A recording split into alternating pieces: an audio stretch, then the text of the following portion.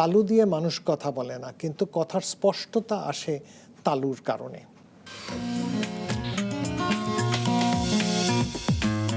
Developmental delay বা milestone ডেভেলপমেন্টের সাথে কি এটা কোনো স্ট্রংলি কানেক্টেড বাচ্চার? ডেভেলপমেন্টাল ডিলেটা এক জিনিস, আর এইখানে তার যে সমস্যা, এই সমস্যার জন্য নিউট্রিশন যদি কম পায়, কোনো কারণে ঠিক মতো নিউট্রিশন দেয়া হচ্ছে না, তাহলে তার গ্রোথটা কম হবে।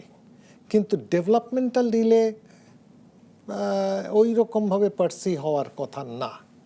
আচ্ছা স্যার, এটা তো মোটামুটি ক্লিনিক্যাল ডায়াগনোসিসই, কিন্তু আরও কি রেলেভেন্ট কোনো ইনভেস্টিগেশন করার প্রয়োজনীয়তা আছে এটাকে কোনো এস্টাবলিশ করার জন্য?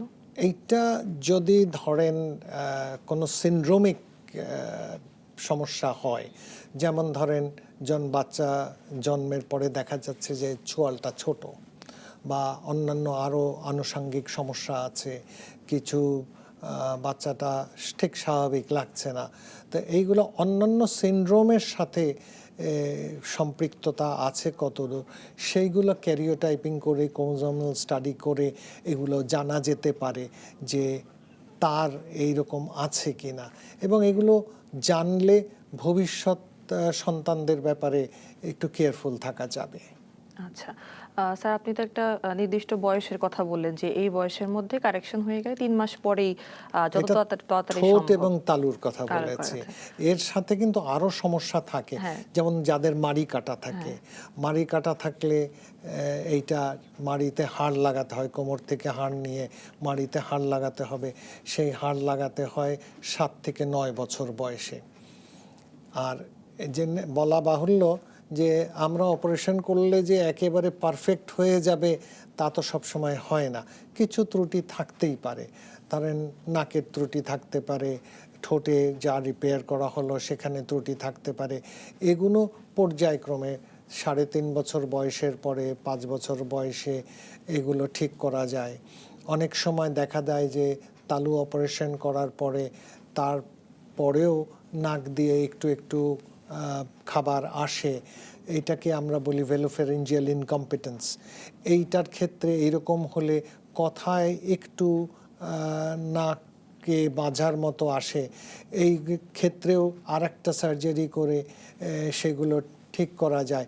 সেই জন্য বলে যে এই 20-21 বছর বয়স পর্যন্ত অনেকগুলো ইন্টারভেনশন, 14-15টা ইন্টারভেনশন করা লাগতে পারে। যেমন একটা ইন্টারভেনশনের কথা বলি, যে তালু অপারেশন করলেই যে সে একেবারে আপনি আমার মতো কথা বলবে তা কিন্তু না।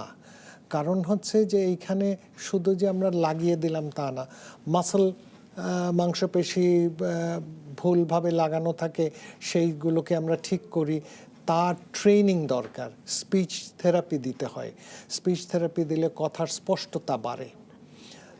এই ক্ষেত্রে আমি আর একটা কথা বলবো, কথা প্রসঙ্গে মনে পড়লো, সেটা হচ্ছে যে অনেক বাচ্চারা এরকম তালু অপারেশন করা হয়েছে কিন্তু কথা বলছে না। এটা দুটো কারণে হয়। একটা হচ্ছে যে তার মানুষ কথা কিন্তু বলে ব্রেইন দিয়ে, তালু দিয়ে মানুষ কথা বলে না, কিন্তু কথার স্পষ্টতা আসে তালুর কারণে। তো আমার তালু যদি রিপেয়ার করা ঠিক থাকে, কিন্তু কোনো কারণে, বিভিন্ন কারণ আছে যেই কারণে বাচ্চারা কথা বলে না বা বলতে পারে না বা ডিলে হয়, সেই ক্ষেত্রে তাদের একটু ভিন্ন রকমভাবে চিকিৎসা নিতে হবে, চাইল্ড নিউরোলজিস্টের কাছে যেতে হবে, তাদের ডেভেলপমেন্টাল অ্যাসপেক্টগুলো দেখতে হবে। কিন্তু শুধু তালুর জন্য কথার স্পষ্টতা আসতেছে না, সেই ক্ষেত্রে আমাদের স্পিচ থেরাপি লাগবে। তো সেই স্পিচ থেরাপিটা দিলে মানে জিনিসটা হচ্ছে যে মাংসপেশিগুলোকে ট্রেনিং দেওয়া হয়, কিভাবে কথা বললে ঠিক হবে, বারে বারে বারে বারে ট্রেনিং দিলে প্রায় 90-95% স্পিচ কারেকশন হয়ে আসে।